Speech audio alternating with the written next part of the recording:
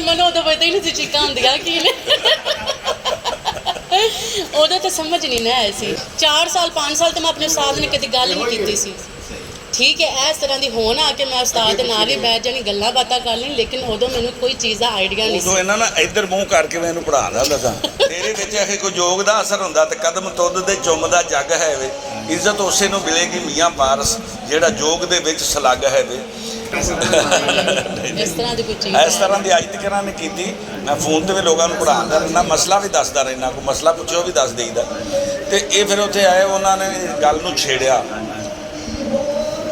ਯਾਨੀ ਕਿ ਇਹਦੇ ਤਰਜਮੇ ਨੂੰ ਤਸ਼ਰੀਹ ਨੂੰ ਉਹ ਮੈਂ ਉੱਥੇ ਕਰਦਾ ਰਿਹਾ ਮੈਨੂੰ ਨਹੀਂ ਪਤਾ ਸੀ ਵੀ ਇਹ ਵਿੱਚੋਂ ਗੇਮ ਕੀ ਹੈ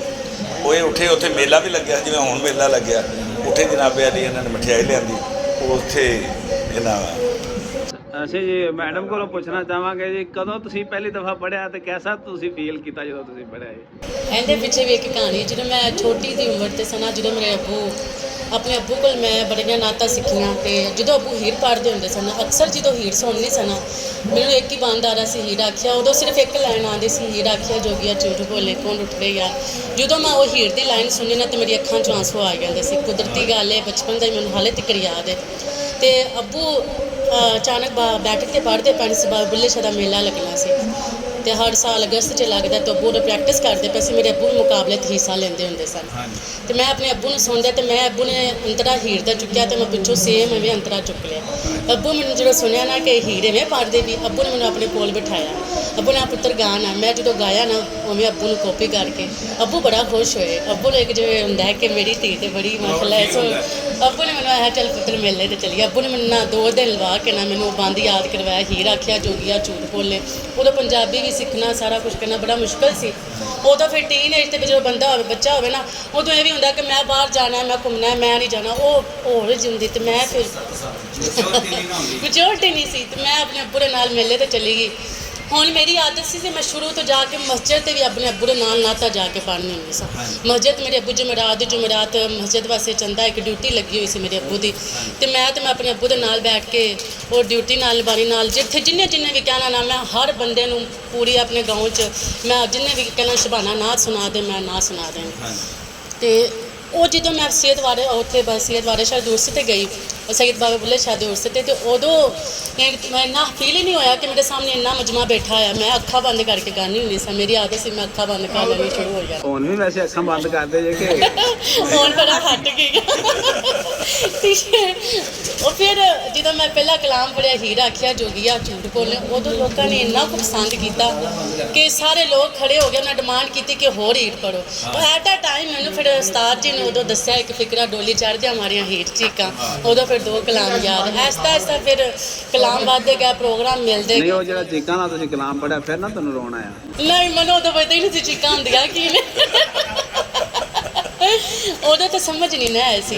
ठीक है फिर उस्ताद की शगिर्दी तो जो अब्बू ने मैंने उदों शगिर्दी का भी नहीं पता होंदा सी कि शगिर्दी की होंदी है सीधी साफ गल 4 साल 5 साल तो मैं अपने उस्ताद ने कभी गल नहीं की सी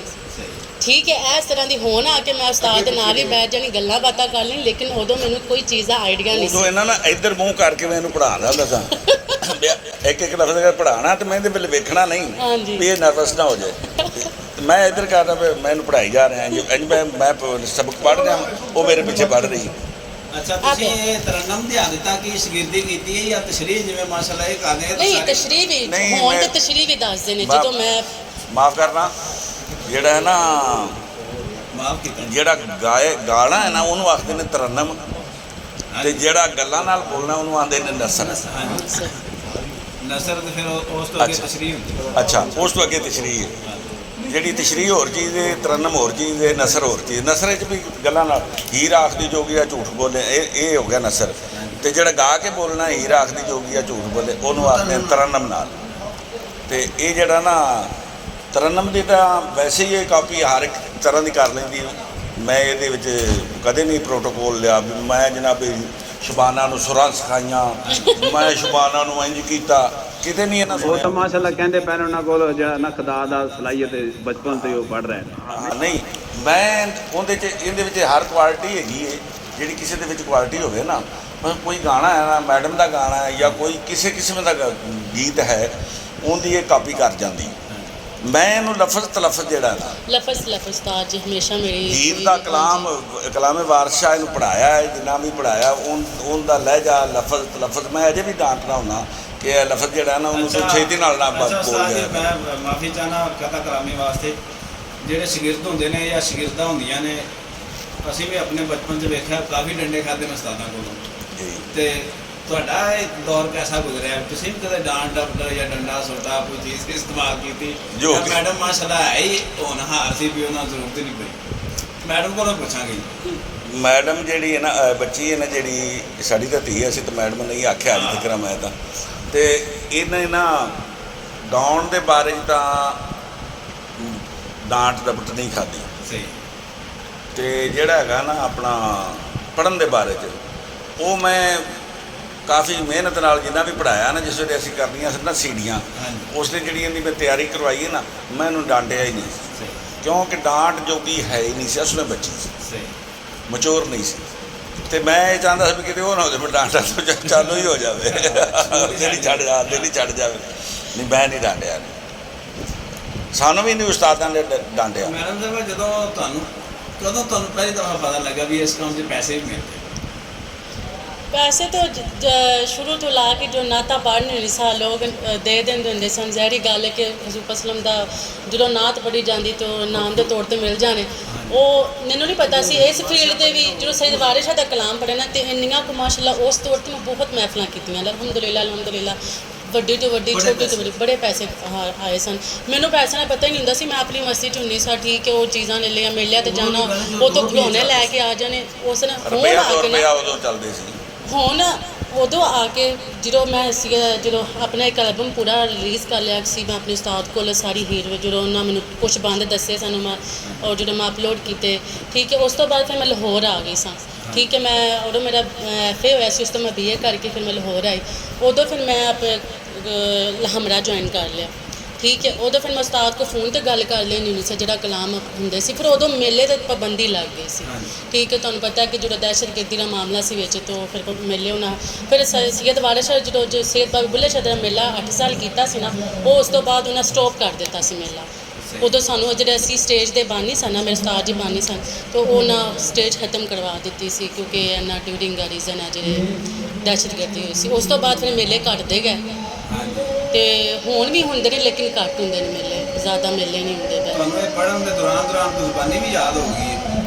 2-3 ਬੰਦ ਯਾਦ ਹੋਏ ਨੇ, ਐਡੀ ਯਾਦਾਸ਼ਤ ਤੇਜ਼ ਨਹੀਂ ਦੇ ਸਕਦੀ। ਯਾਦਾਸ਼ਤ ਵੱਲੋਂ ਮਾਠੀ। ਇਹ ਜਿਹੜੇ ਪੜ੍ਹਨ ਵਾਲੇ ਹੁੰਦੇ ਨੇ, ਇਹਨਾਂ ਕੋਲ ਮੁਹਾਰਤ ਬੜੀ ਹੁੰਦੀ ਹੈ, ਕਿਤਾਬ ਅੱਗੇ ਖੋਲੀ ਹੁੰਦੀ ਹੈ। ਜਿਹੜਾ ਬੰਦਾ ਨਹੀਂ ਪੜ੍ਹਦਾ, ਜਿਵੇਂ ਅਸੀਂ ਨਹੀਂ ਪੜ੍ਹਦੇ, ਸਾਨੂੰ ਤਾਂ ਸਮਝ ਨਹੀਂ ਆਉਂਦੀ ਸੀ, ਬੰਦ ਪੜ੍ਹੀਏ ਸਾਨੂੰ ਉਹ ਤਾਂ ਚੇਤਾ ਭੁੱਲ ਜਾਂਦਾ ਅੱਗੇ ਆਵਾਮ ਨੂੰ ਬੈਠੀ। ਤੁਸੀਂ ਪੜ੍ਹਦੇ ਵੀ ਰਹਿੰਦੇ ਜੇ ਤੇ ਉਧਰ ਵੇਖੀ ਵੀ ਜਾਂਦੇ ਜੇ, ਤੇ ਅੱਗੇ ਮਤਲਬ ਇਹ ਕੀ ਫਨ ਹੈ ਤੁਹਾਡੇ? ਉਹ ਸ਼ੌਕ ਤੇ ਲੱਗਣ ਹੁੰਦੀ ਨਾ, ਫਿਰ ਉਹ ਆਪੇ ਆਟੋਮੈਟਿਕ ਪਤਾ ਚੱਲ ਗਿਆ। ਹੁਣ ਤਾਂ ਅਲਹਮਦੁਲਿਲਾ ਇੰਨਾ ਐਕਸਪੀਰੀਅੰਸ ਹੋ ਗਿਆ ਕਿ ਚੀਜ਼ਾਂ ਦਾ ਹੀ ਪਤਾ ਚੱਲ ਜਾਂਦਾ, ਅੱਗੋਂ ਕੀ ਫਿਰ ਲਫ਼ਜ਼ ਦਾ ਵੀ ਪਤਾ ਚੱਲ ਜਾਂਦਾ। ਫਿਰ ਉਸਤਾਦ ਜਦੋਂ ਵੀ ਮੈਨੂੰ ਕੋਈ ਸਮਝ ਨਾ ਆਵੇ ਕਿਸੇ ਵੀ ਫਿਕਰੇ ਦੀ, ਤੇ ਮੈਂ ਫੋਨ ਕਰਕੇ ਪੁੱਛ ਲੈਂਦੀ ਹਾਂ ਕਿ ਕੀ ਇਹਦੀ ਤਸ਼ਰੀਹ ਕੀ ਹੈ, ਦੱਸਦੇ ਨੇ। ਫਿਰ ਮੈਨੂੰ ਹੋਰ ਗੱਲ ਚੀਜ਼ ਕਲੀਅਰ ਪਹਿਲਾਂ ਮੈਨੂੰ ਸਮਝ ਨਹੀਂ ਹੈਗੀ ਸੀ ਹੀਰ ਵਾਰਿਸ ਸ਼ਾਹ ਦੀ ਹੀਰ ਬੇਸਿਕਲੀ ਕੀ ਹੈ, ਫਿਰ ਆਹਿਸਤਾ ਆਹਿਸਤਾ ਸਮਝ ਆਈ ਕਿ ਹੀਰ ਜਿਹੜੀ ਬਾਅਦ ਔਕਾਤ ਜਿਹੜੇ ਪੜ੍ਹਨ ਵਾਲੇ ਨੇ ਉਹਨਾਂ 20 ਪੇਜ ਵੀ ਫਰੋਲਣੇ ਹੋਣ ਨਾ, ਤੇ ਆਵਾਮ ਨੂੰ ਐਸਾ ਗੇੜਾ ਦਿੱਤੀ ਰੱਖਦੇ ਨੇ, ਇੱਕ ਮਿਸਰੇ ਦੇ ਵਿੱਚ ਕਮਾਈ ਰੱਖਦੇ ਨੇ, ਉਹ ਸੁਣੀ ਜਾਂਦੇ ਨੇ। ਹਾਂਜੀ। ਤੇ ਮੈਂ ਅੱਜ ਤੱਕ ਇਹ ਕਦੇ ਨਹੀਂ ਕੀਤਾ ਹੈਗਾ। ਅਨੇ ਕੁਝ ਲੋਕ ਮੈਂ ਵੇਖੇ ਨੇ ਕਿ ਉਹਨਾਂ ਨੇ ਨਾ ਇੱਕ ਕਾਰਡ ਬਣਾਇਆ ਨੇ, ਕਾਰਡ ਇਹਦੇ ਨੇ, ਉਹ ਇਹਨੂੰ ਇੰਜ ਕਰ ਲਿਆ, ਦੂਸਰਾ ਕਰ ਲਿਆ, ਜਿਸ ਤਰ੍ਹਾਂ ਉਹ ਉਤਲੇ ਥੱਲੇ, ਜਿਸ ਤਰ੍ਹਾਂ ਉਹ ਤਾਸ਼ ਨੂੰ ਘੁਮਾਈਦਾ ਹੈ ਨਾ, ਮਲਦੇ ਨੇ, ਉਸ ਤਰ੍ਹਾਂ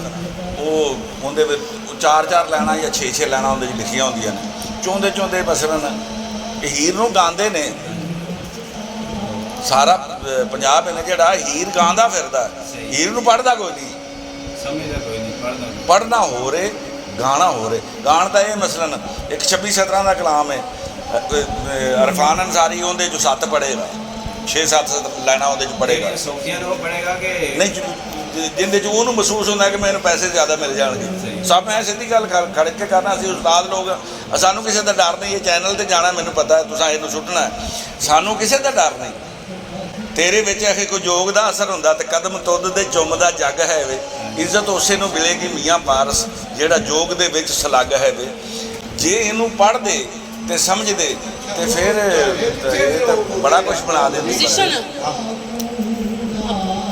ਉਹਨੇ 1000 ਮਹਿਫਲ ਦੇ ਵਿੱਚ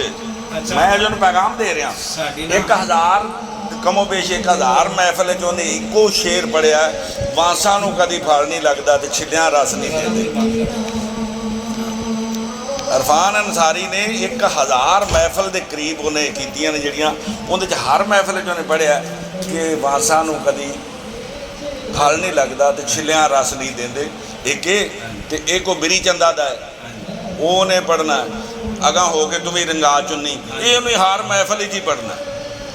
ਅੱਛਾ ਜੀ, ਮਹਿਫਲ ਦਾ ਟਾਈਮ ਹੋ ਰਿਹਾ ਹੈ ਤੇ ਸਾਡੀ ਇੱਕ ਨਾ ਰਿਕੁਐਸਟ ਹੈ, ਅਸੀਂ ਮੈਡਮ ਸਾਹਿਬ ਕੋਲੋਂ ਇੱਕ ਬੰਦ ਸੁਣਾਂਗੇ ਇੱਥੇ ਹੀ,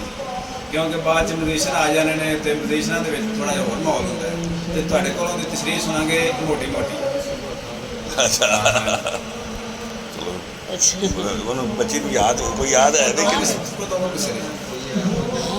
ਇਜਾਜ਼ਤ ਸਾਜੀ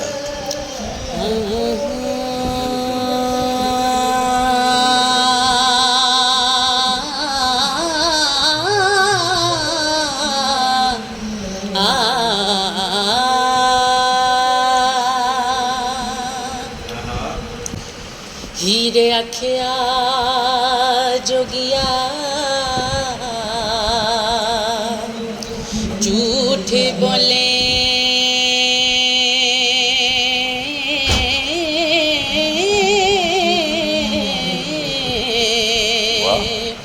कौन रुठड़े यार मनावदा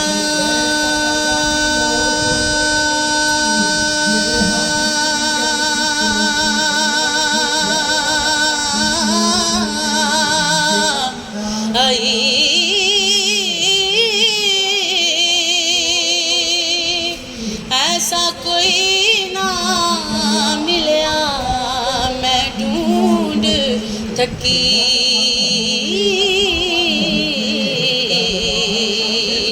जड़ा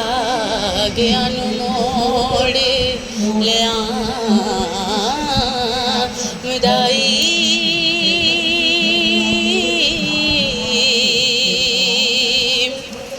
साढ़े जमे दिया जुतियां करे सोई जेड़ा जुदा रोग गवा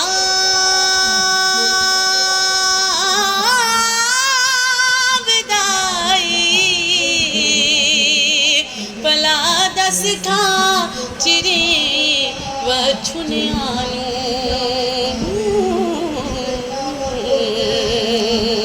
कदो रब सच्चा करी ले आमदाई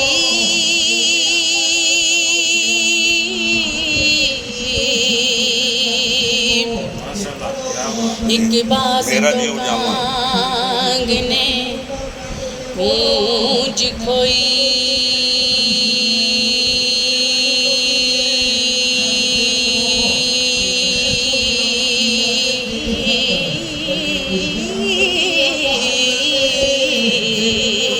वेखा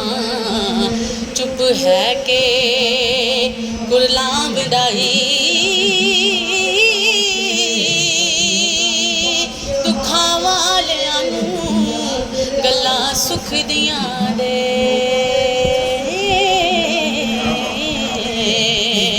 किसे जोड़ जहान सुना विदाई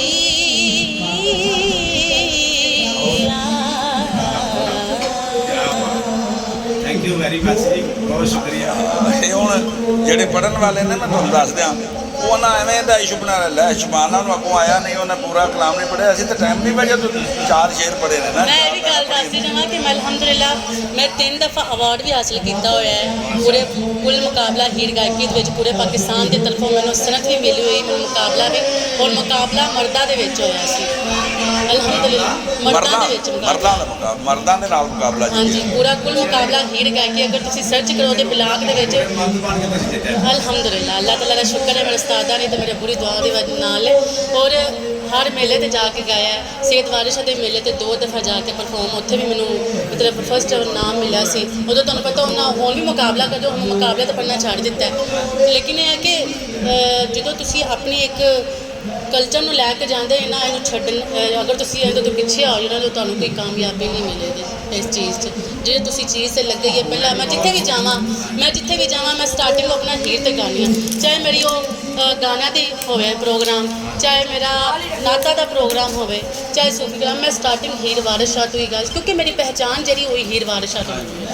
तो अलहमदुलिल्लाह इंशाल्लाह अगे भी इन कंटिन्यू रखना दी अपने साथ सीखती रहा, हालांकि मुझे लाइक स्टूडेंट ਬਹੁਤ ਸ਼ੁਕਰੀਆ ਜੀ, ਬਹੁਤ ਬੜੀ ਤੁਹਾਡੀ ਤਾਰੀਫ ਕਰਦੇ ਨੇ ਜੀ। ਤੁਸੀਂ ਹੋਣਾ ਸਟੂਡੈਂਟ ਜੀ, ਅਕਸਰ ਇਹਨਾਂ ਨਾਲ ਮੁਲਾਕਾਤ ਹੁੰਦੀ ਰਹਿੰਦੀ ਹੈ ਤੇ ਜਿਹੜੀ ਵੀ ਮੁਲਾਕਾਤ ਹੁੰਦੀ ਕੋਈ 8-10 ਦਫਾ ਤੁਹਾਡਾ ਨਾਮ ਸੁਣਨਾ ਮੈਂ ਨਾ बिल्कुल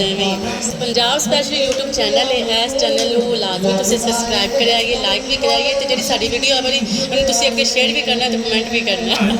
ਕਿਉਂਕਿ ਇਹਦੇ ਤੇ ਹਰ ਫਾਨਾ ਕਲਾਮ हाँ जी बिल्कुल। मैं चैनल देखनी भी सा माशाअल्लाह बहुत अच्छा तुसीं वर्क करते पईए ते जी साडी तुसीं कल्चर दे दसदे पई हीर वारिस शाह नूं लैके टुरदे पईए कि जी जे उस्ताद जी तशरीह करते हैं। अजकल लोगों को इस चीज़ से आगाह भी होना चाहिए क्योंकि लोग इस चीज़ तो बहुत दूर हो गए हैं तो जो सुनन दे फिर भाईचारा जो हालात दस्या गया वो इहदे विच ਬਹੁਤ ਸ਼ੁਕਰੀਆ ਜੀ, thank you very much. Allah Hafiz.